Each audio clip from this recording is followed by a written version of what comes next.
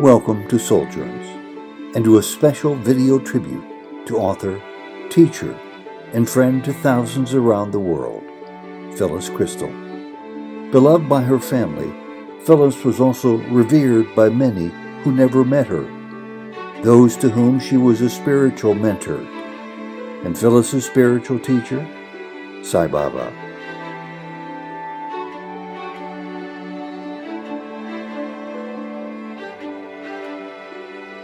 Not long before she died, Phyllis wanted to talk about her life, her love of Sai Baba, and about her important healing work with others.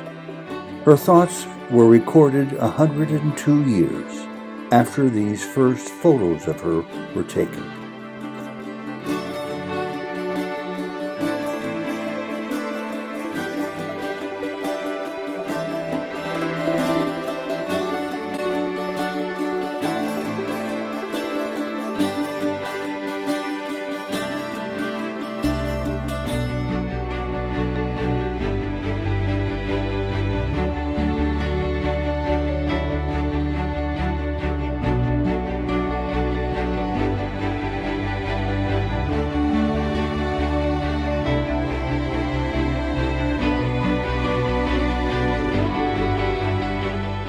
Souljourns' last of many interviews with Phyllis Krystal, recorded in her home in Surrey, England. Following highlights of other interviews over the decades recorded by us and others, we'll replay this video, Phyllis's 102nd birthday interview, in its entirety.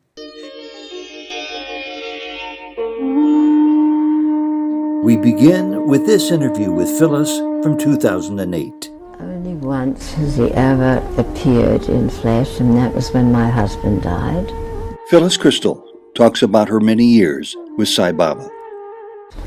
It was as if he was really there, right by my bed, leaning over and whispering in my ear, "But have you forgotten that Swami married you to your inner husband?" He always tells us not to advertise him, not to proselytize, but he's perfectly capable of advertising himself. So he really requires us to stay as silent as possible, and he says his life is his message, but so must our lives. I understand you live mostly on your own, and travel, and you cook for yourself, and you continue to teach actively. How do you do it all? Only when I tune into Baba's energy. That's the only way. That's the only way for any of us. Now, in those days, I was painfully shy, but I was so anxious to know what we should do now that I plucked up my courage and asked Baba. I said, "I have a question. What do we do now? We've come to see you. It's been wonderful. But do we come again? You know, what would you suggest?" And I'll never forget what he said, because it's so relevant. Now, he always used to point his finger at me, like an old school teacher, you know, getting my attention. And he said, "Mrs. Krystal, first thing, you must remember, you do not have to come back to see this little body." And he pointed to himself. And he let that sink in. And then he said, "Find my counterpart in your own heart." And that was all the way back in January of 1973. He's been saying that in my hearing ever since. That is his true message. And that, I think, is why he had to remove his form from the world, because everybody was attached to the form, and it was very, very attractive, and we all were attached to the form. I was an exception, oddly enough, because I had been introduced to this work, which I now see he was teaching me, although I didn't even know he existed, because the work that I was doing was coming from what I called the high C, for higher consciousness, because we have a conscious mind, a subconscious mind, and a superconscious mind. And the superconscious is the real self. The subconscious is the memory bank. So I was used to that. So when he said, "You must find my counterpart in your own heart," I knew exactly what he meant. So I was really very, very, very blessed not to get attached to his form. So I was not devastated when he died. And I would love to share the fact and encourage all of you, don't mourn him forever. He doesn't want us to mourn his going, because he's much more available now than he ever was when he was there at the ashram in a body. Now, I am really quite surprised that I'm actually 99 and on the way to be 100. I suppose, as long as Baba wants to use me as his instrument, it's okay with me.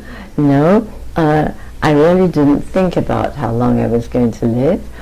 It was a little frightening, but my mother lived to be 107. Have you learned all the spiritual lessons now?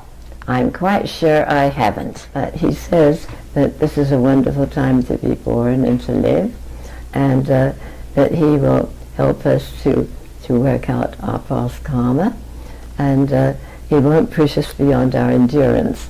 Sometimes I say to him, "You're almost there. You've almost pushed me beyond my endurance. Just back off a little bit."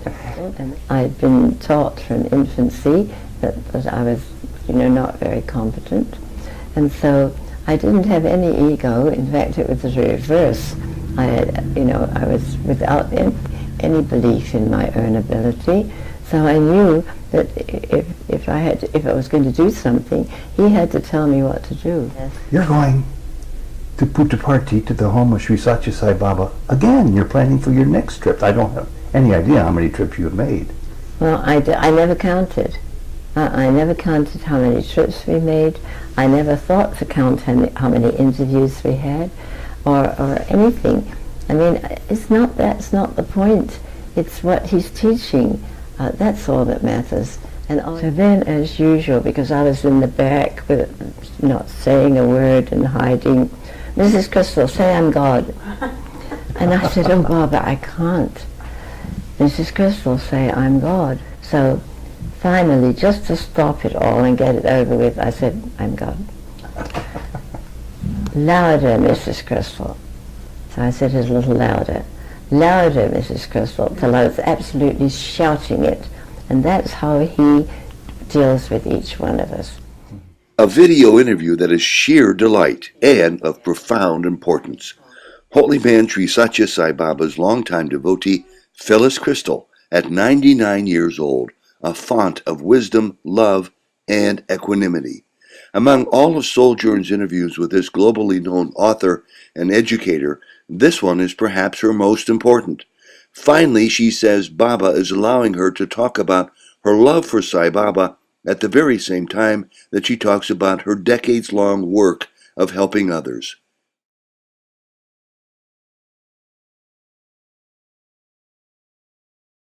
But this is what he wanted to teach us, that that's our reality, and that's the part that doesn't die when our bodies die. But we are so identified with our bodies that we think that we're eliminated when we die. And that's why I don't have any fear of death. And I love to share it with people, because it's so sad so many people are terrified of death. Because we do forget who we really are. And as you know, he's now urging us to ask ourselves all the time, who am I? In other words, I'm not just a woman, I'm not just a mother, I'm not just a daughter, I'm not just a housewife or whatever it was, because we do seem to identify with our personalities and with our bodies and with our brains and with all the things that we think we can do well. And that is a problem, because that is what makes us forget who we really are. And Baba has come to teach us that. And sometimes I wonder if he ever gets impatient, because we're so slow to learn. I forget all the time, and I'm sure all of you do.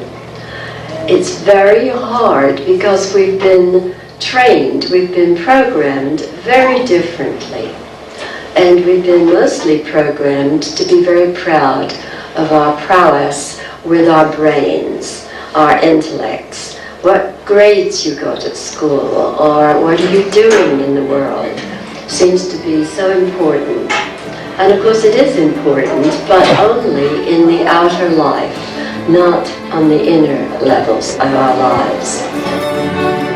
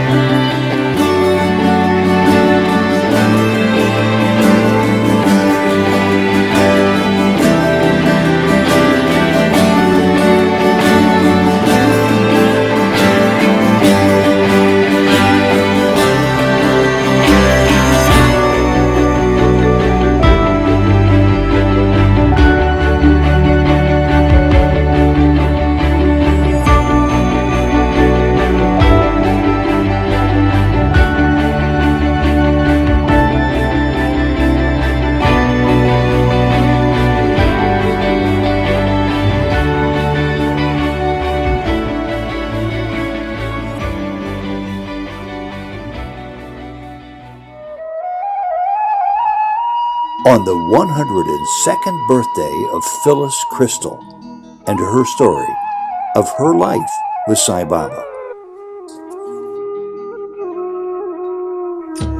So he came, I watched, and then passed me on the women's side. And I thought, oh, but then he's not my master.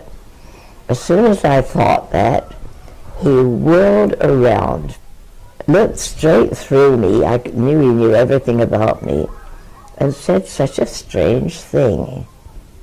So, you have come. I thought, well, yes, it's obvious I've come. At last. And I remember one interview where he danced into the room. Baba danced into the room? Yes, just wafted in. He looked around and smiled at all of us and said, "You don't know who you are. None of you knows who you are." I was in the back of the room. I was always hiding in the back because I was extremely shy. And Mrs. Krystal, say I am God. I shrank. It was sacrilege, absolutely. And I couldn't do it. Mrs. Krystal, say I am love, God. I said, Baba, I can't. Mrs. Krystal, say I'm God. Finally, I thought, oh, I've got to get out of this. So just to get it over with, I said, I'm God. No, no, no. That was not enough for him. Louder. Finally, I was shrieking it just to get it over with. So this is his message. What I like to help people do is to reprogram some of the old, still painful memories and cut the ties to them. That he wanted the method that Virginia and I had brought forth to reach as many people in the world as possible.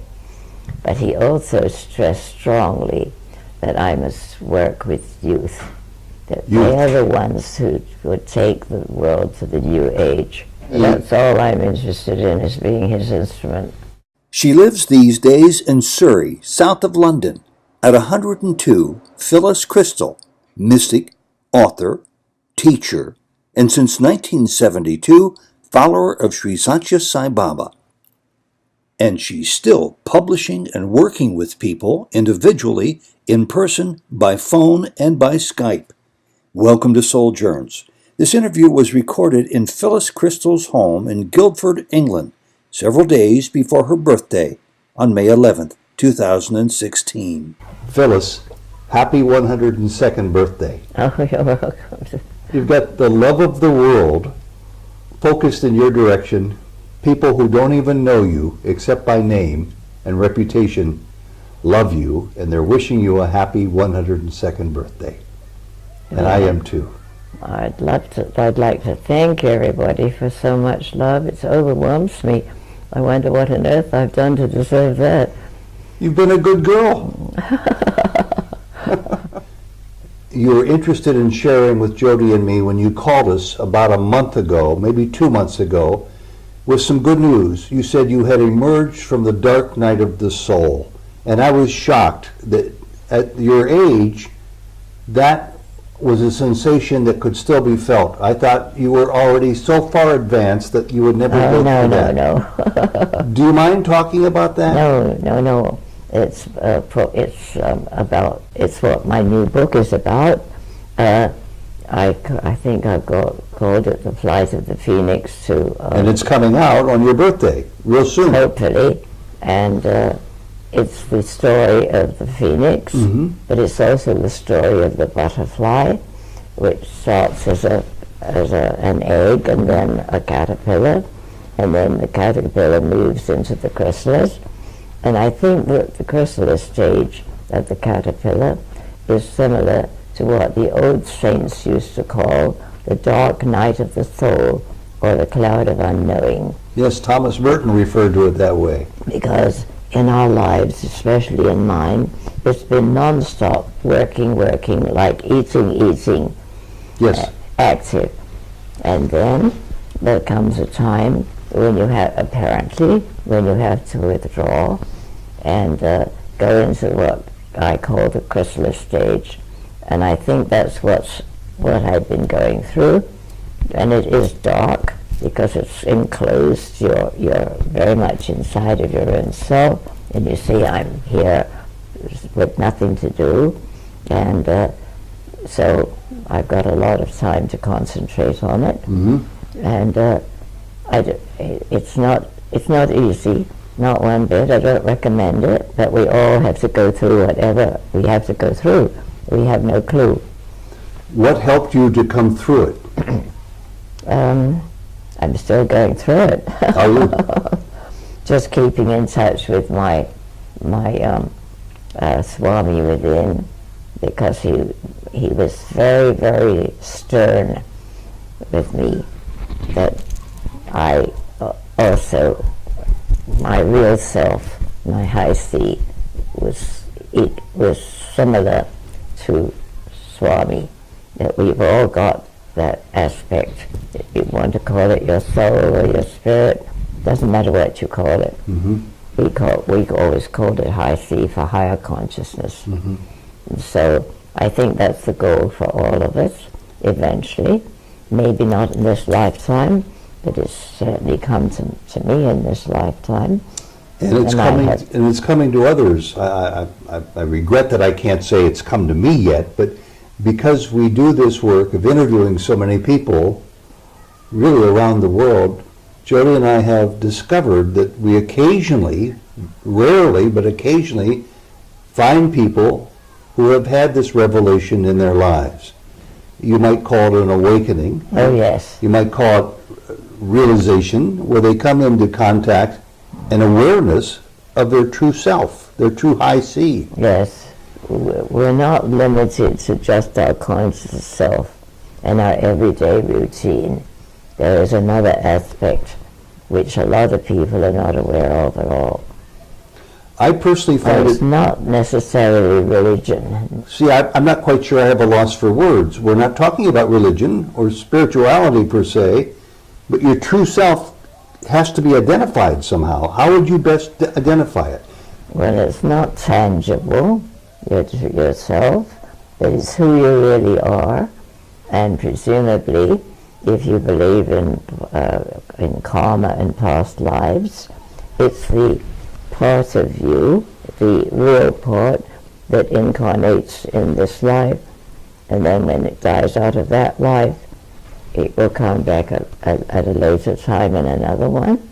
And some people are able to recall their past lives. I've been given the gift of being shown some of my own, and they made elegant sense of what I've been undergoing in this life. Really? And I don't think it's necessary just to believe that you are now working out things that you didn't have a chance to do before. And it's, in a way, it's a gift, and in a way, I would say it's the opposite.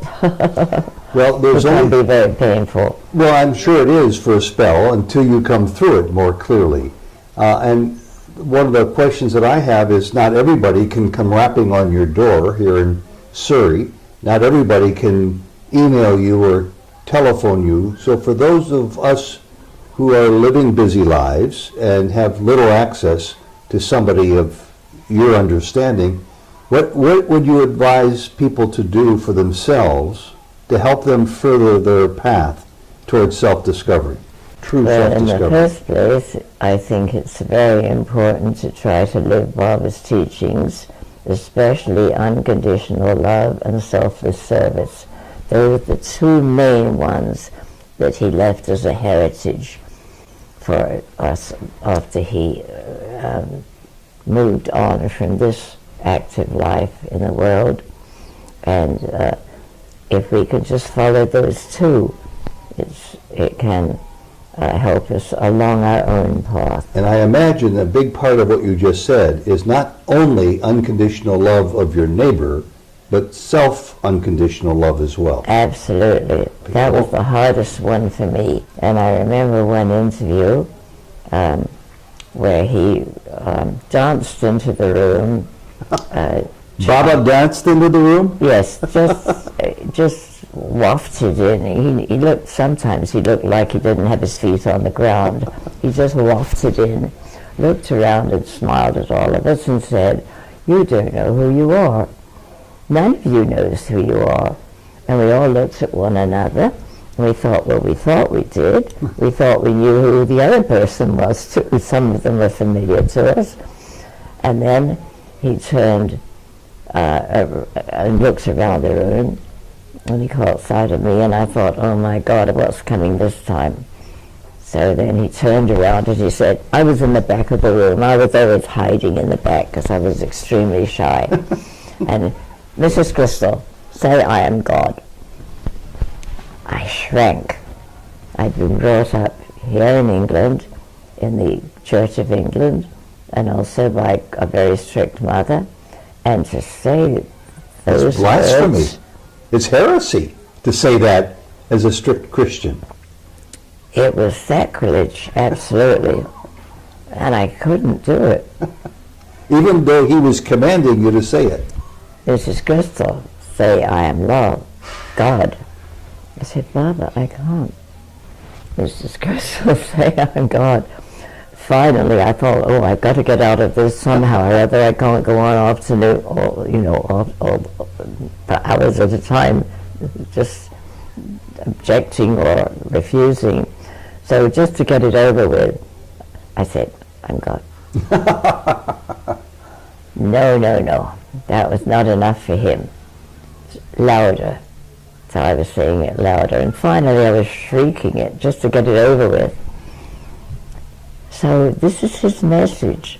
I didn't know he was so forceful teaching people that. I didn't know he was so forceful. Oh my God, yes. He could be really forceful. Very forceful. So you saw many dimensions of Sai Baba. The loving father-mother figure, yes, and the stern teacher, Oh, yes, yes. and the light-hearted Baba dancing into the room. Yes, and the teasing, loving, person-to-person experience. See, many of us have missed that with Baba. It was utterly, utterly unexpected. I never would have dreamed it because I didn't have a very high opinion of my value or myself. And I thought, well, it took a long time. Yeah, yeah. And then, but he would not let me go. So after you shouted it, Persevered and persevered and persevered. after you said it, after you whispered it and then shouted it and complied with his request, did that start to make sense for you? Because I think many of us still have that difficulty today. How dare you suggest that you are God? Do you know what you're saying? Well, of course, you have to add his other teaching. You are not the physical body. The physical body is like a temple. And he came in another time in an interview. You are all walking temples. And I thought that was a beautiful way of expressing it. Walking temples. Walking temples. In other words, the body is the temple, and you are, with the help of the body, moving through life as the inhabitant of that temple. So that's your reality. That's who we really are. So the temple is just the construct that holds the real Phyllis Krystal. But what is the real Phyllis Krystal? What is your Atma self? What is your higher see? You've used certain words to describe it, but many of us still don't understand as clearly as we need to. No, because we've been brought up in the world with the world philosophy, or lack of it, or teaching. A worldly philosophy, yes. Yes, that we must take care of the body, and yes, we do have to take care of the body. And the mind, and the heart. And the mind. Just you take care of your house, you live in your house, you keep it clean, and you keep it in good state. And so we do have to be very careful, and and practice, of course, try to practice what Baba teaches. But he's not the only teacher that's taught this, because I had followed a lot of the old teachers in my life, but he was by far the most, I would say, he was the firmest, the strictest teacher ever. But he could be, of course, extremely loving. He insisted it had to be unconditional love. So anyway, here he was coming out from the gates that led to his house, and I watched, and he would hardly have his feet on the ground. It's almost like he was floating from the one side of the men's side to the ladies' side, to the men's side to the ladies' side. And I thought to myself, well, I know that the master has to recognize the chela, not the other way around. Mm-hmm. So I would not make myself conspicuous. So he came, I watched, and I was fascinated because he hardly had his feet on the ground. He went to the men's side, came back to the women's side, the men's side, and then passed me on the women's side. Passed you? Yes. Didn't look at you? No. I thought, oh, well then he's not my master. As soon as I thought that, he whirled around physically, his whole body, faced me, looked straight through me. I knew he knew everything about me, and said such a strange thing. So, then a long pause when he was just piercing me with his eyes. You have come. I thought, well, yes, it's obvious I've come. But that was my busy monkey mind. And then also that long pause. At last, as much as to say, what took you so long? You know, that was what the underlying question was. Why did you take so long, in other words? And I thought to myself, well, we came as soon as we heard about you. I only had a book fall on me about you in a bookstore one time. And that's how you initially found out about Sai Baba. And that's how I knew that you were here in the world, and I thought I knew all of the ancient masters and had followed their teachings. Never seen you before. How could I possibly have come here? I really begged my husband that the next time we went to India, we would come and see you. But this was all going like this in my mind. So he left me with all those questions, and then said, come for an interview tomorrow morning at 9 o'clock. And bring the band. And I looked around at all the ladies around, and I thought, where on earth could I get a band? People who play music, you know. A musical band? That's what I thought. What did he mean? And then the ladies around me were all giggling because they could see my dilemma, and they said, husband. Or he said husband, that's right.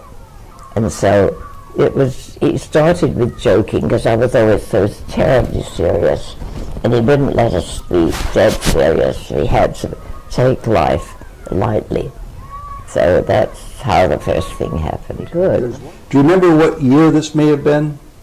I never remember dates. In the 70s, 60s? Probably around 72, I suppose. Okay. I'm guessing. Yeah, so these were back in the days when only a handful of people would show up to see Sai Baba in India. Yes, and of Westerners, they were mostly young people. And Sydney must have loved you so much that even though he didn't think he was going to see Sai Baba, he wanted to take you to see Sai Baba. Yes, and I think he, according to who he was and the way he reacted, he wanted to have this experience. And why do you suppose it was that mostly Westerners were there and not fellow Indians, either from Andhra Pradesh or Delhi or Bangalore or Hyderabad? Why do you suppose mostly Westerns came to him back in those days? Oh, it wasn't mostly Westerners. Oh, I thought you said mostly Westerners were there. No, it was very, very few Westerners. Just a few young people. I see. I misunderstood you. There were one or two that went earlier. I think Elsie Cohen went earlier, in maybe 68 or something, I'm guessing again. But very few people. We were some of the first ones. Did the people who were not Westerners think it was unusual that you would come? That people? Oh no, they were used to me. They were, okay. Yes. Yeah. They knew I wasn't the traditional woman. I'm going to ask you to put your thinking cap on for one more Baba story because they're so wonderful. I know the story of when you, if I understand it correctly, because Jody and I had the great pleasure to visit you in Munich, in München, and we were there, and you were happy, and you had lived in Ojai, California before that. You grew up here in Surrey, in England, and Baba invited you to come to talk, but instead of giving a talk, if I have the story correct, you went up to him and he said, move to Switzerland. And it was a real puzzle to you because you didn't know why Baba told you to move to Switzerland. Do I have that right? Yes, he... Did you ever figure out why? He made quite a point of it. Did you ever figure out why? No. No. Why do you suppose he wanted you to move to Switzerland? Well, I suppose he wanted to start the process of me being willing to do what he told me to get the work, the method, to as many people in the world as possible. Because that's what he was insisting on. That's why he wanted me to write the books. And so you did. You would go around the world. Every book. You came to our home, and we had satsangs outside with 100 people hearing about your work in Cleveland, Ohio, because that's what you were wanting to do. I remember picking you up at the airport. Oh, yes? And I expected Phyllis Krystal and her entourage to come off the airplane. But there was no entourage. No. It was just Phyllis Krystal. And I was so impressed with your dedication to follow through on this work that Baba had charged you with. Share this work with young people. Share it with other people. Well, it's been an honor, and it has given me great satisfaction that I could give something to the world, because when you look around at the world, it's seemingly so negative in this Kali Yuga, and to be able to offset it or balance it a little bit was a big privilege. So you're 102 in a few days. You have a brand new book. Tell us a little bit more about this book and tell us about the next book you're going to write. Oh, I hope this is the last one. I don't think I can go on any longer. I hope not. So what about this book? This one is being called The Flight of the Phoenix to Liberation. And also an undertitle, The Journey of the Butterfly. Wonderful. Because the butterfly starts as the egg and hatches into the caterpillar. The caterpillar withdraws into the chrysalis, and then out of the chrysalis comes the butterfly. The very stages you yourself have been through. And this is the journey we are all on, whether we know it or not.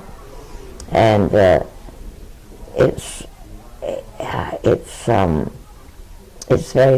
apparent what's been happening in my life, because I feel that moving here and then having the accident so that I'm really a prisoner has forced me to withdraw from life and go into the chrysalis stage where the transformation that will take place between the very, very active, very,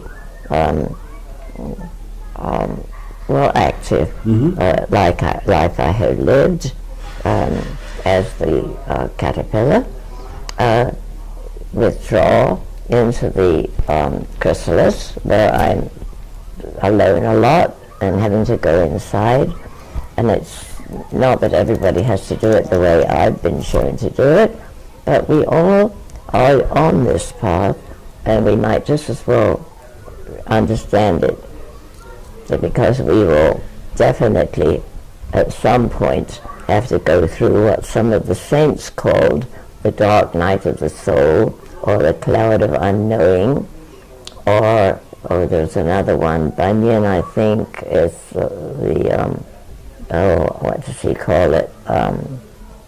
I've forgotten. But those two descriptive titles Yes. say it all. They do. The cloud of unknowing, Yes. the dark side of the Yes. soul.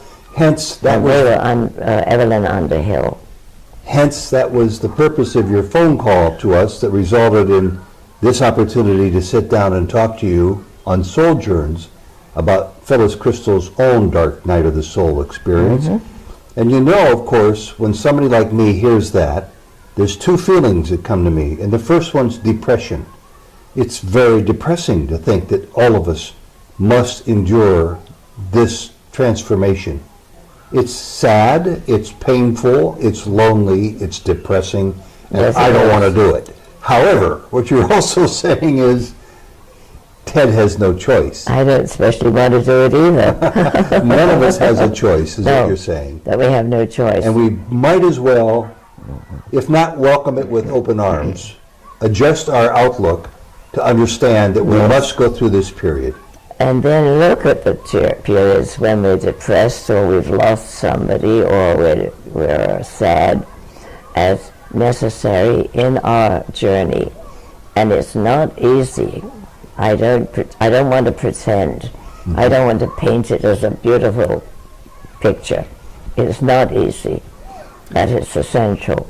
Well, maybe that's why this hasn't always been my feeling, but it's been my feeling recently that the older I get, the more I follow Baba and his teachings, the more I wish to look inward to discover the high C in myself, just as a generalization.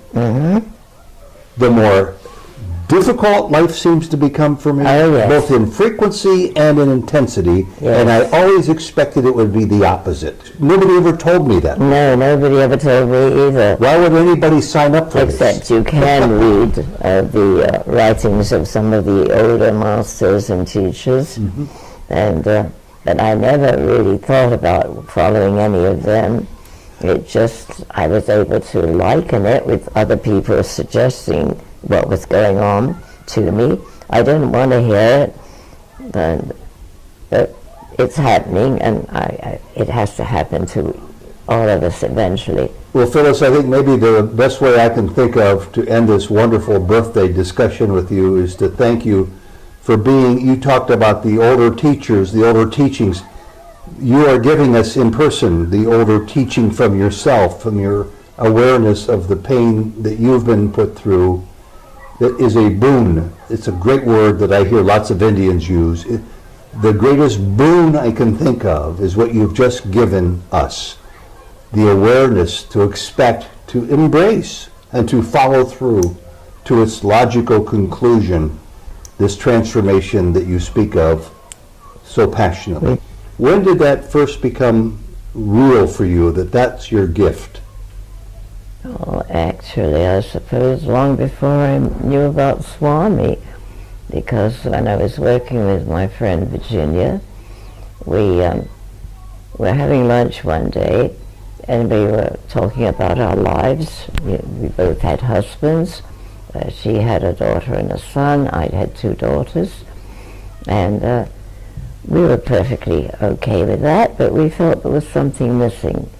And so we'd had dreams where things, well, I suppose particularly when there was a question or a problem in our life, we found that even though we wouldn't be able to figure it out on the conscious level, we might have a dream to show us an answer.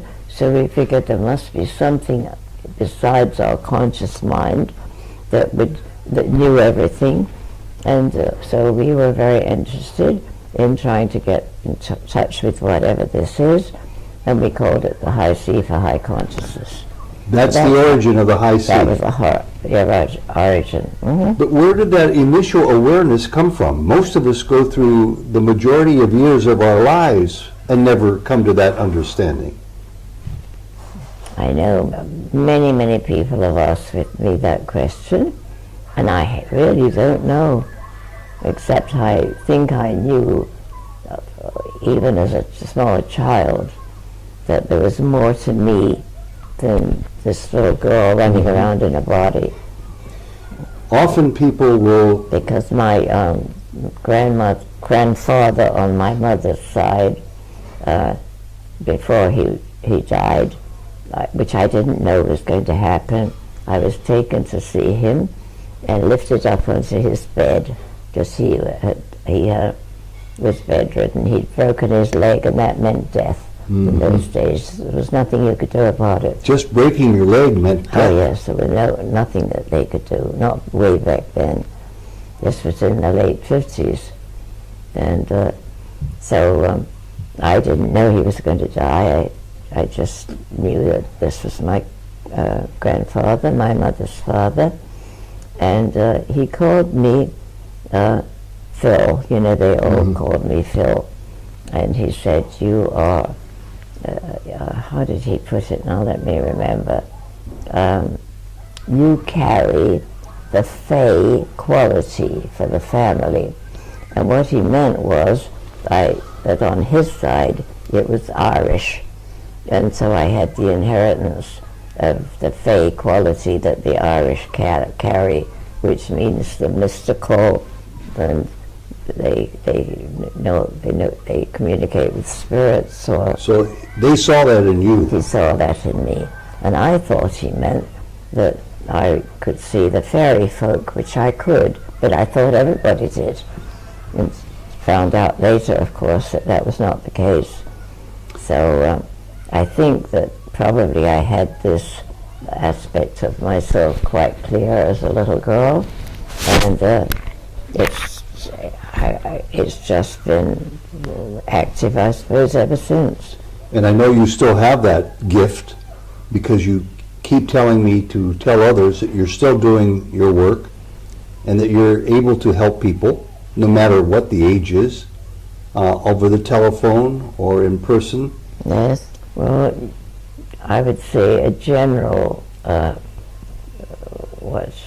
practice is to go back in memory with them to their childhood, because all of the problems that, not all, but many of the problems that we have in adulthood stem from what went on while we were children, and the memory is still there in the subconscious level, and so I try to get them connected to the subconscious, or the what we call the high C, or higher consciousness, and resolve with the use of my methods, which involves some symbols, because the language of the subconscious mind is symbolic, it's pictorial.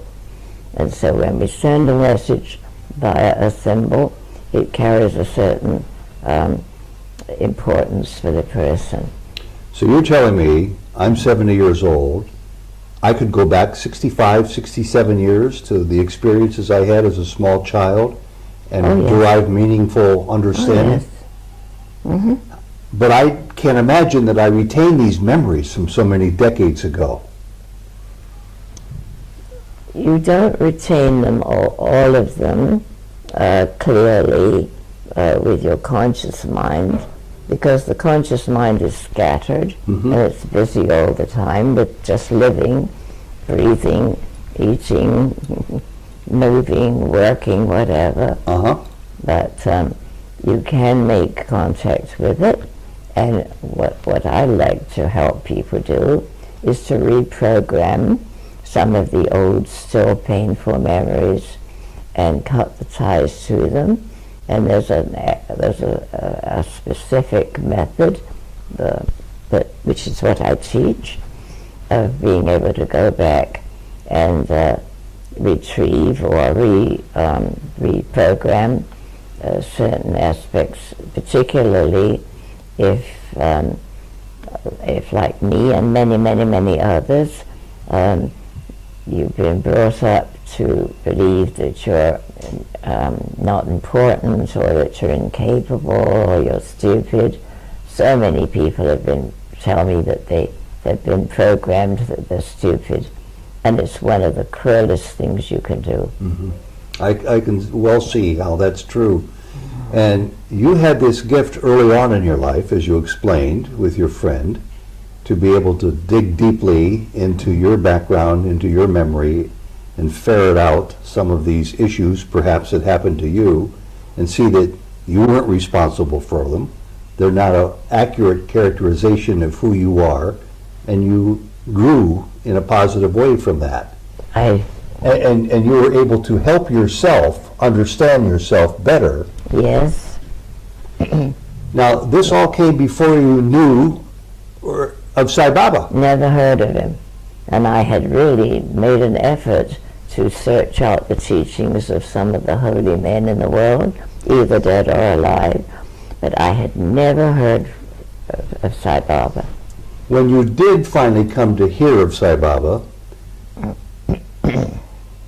how did you treat this gift you already have of being able to help people? Was he able to either bless you, affirm for you, or help you advance your understanding of this work you were already involved with? He would always make sure that I knew that he knew.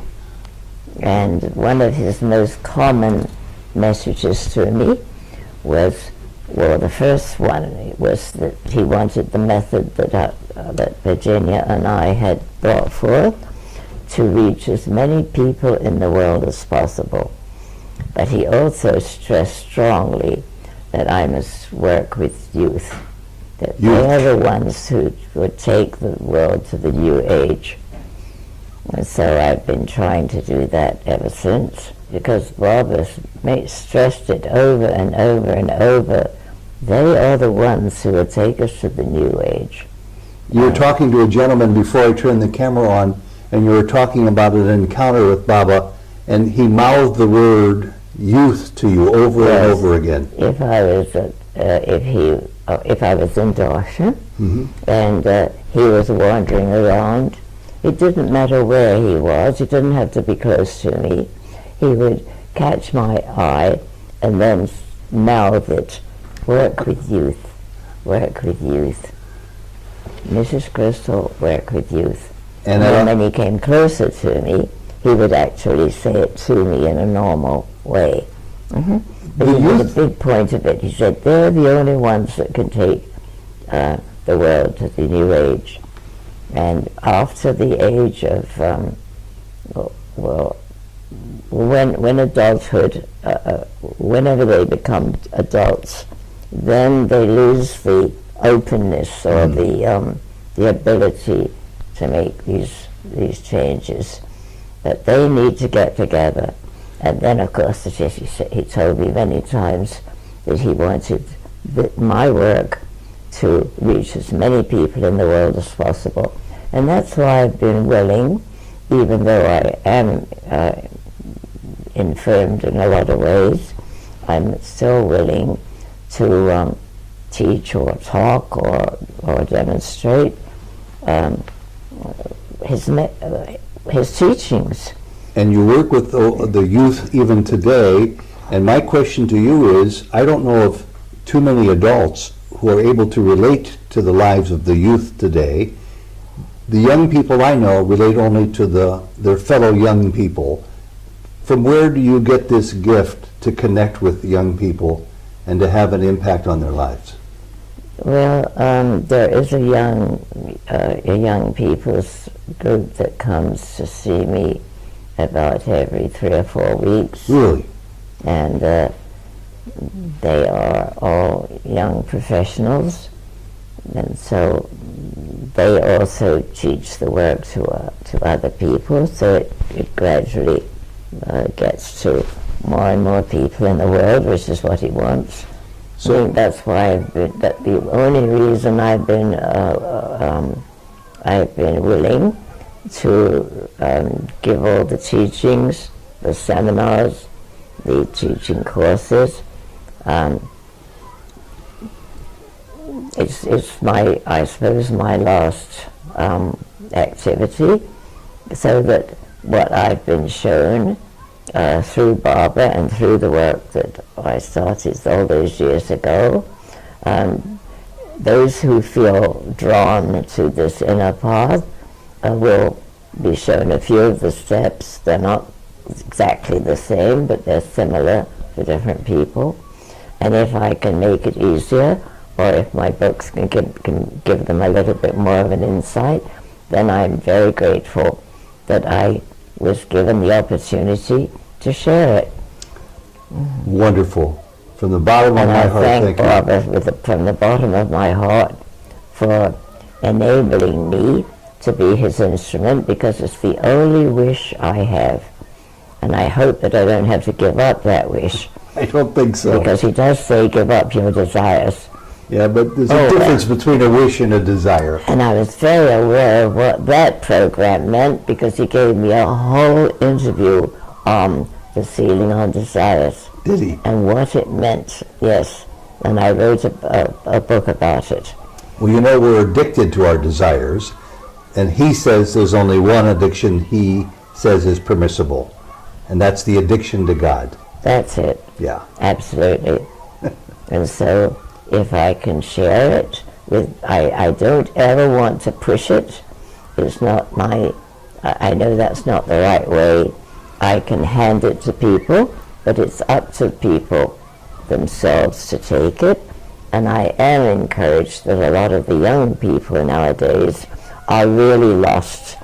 And so I hope that I can reach more younger people, as he insisted that I do, so that they can carry this and carry the world to the new age, which is what he predicted. Well, you're doing this right now. May this video serve this purpose to be shared with many people. With your help, Ted, and your sojourns are so important. Well, you're awfully kind. I just want to conclude this saying from the bottom of my heart, my love for you and for Baba, and for Jody for bringing me to both of you. Thank you very much. I'm so sad that Jody's not here, but Jody, if you're listening, I want to give you a big hug and just tell you how much I love you and how sorry I am not to see you this time, but I hope next time you'll be able to come through. She'll be so happy. And I thank you so much. Yes, I love you. Sai Ram, Sai Ram, Sai Ram. Sai Ram, Sai Ram.